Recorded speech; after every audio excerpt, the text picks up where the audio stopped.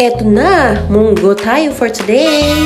Parang love life lang yan. Matagal palambutin bago sumarap, pero sa huli, worth it naman.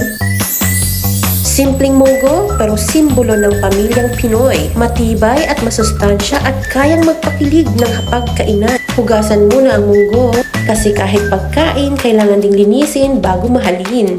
Kasunod ang sibuyas, bawang at kamatis. Ayan na ang tatlong bida, parang barkada. Nariyan lagi kahit saan. Huwag mainip, tulad ng feelings mo, darating din tayo dyan sa tamang lambot.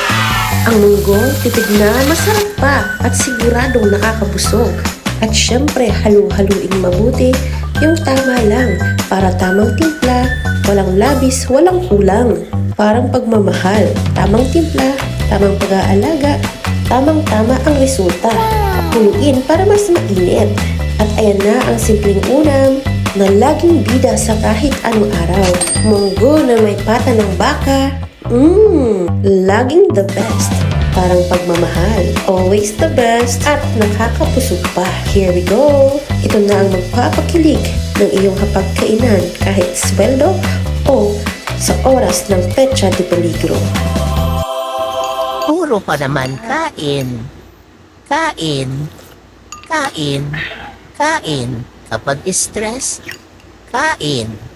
Kapag malungkot, kain.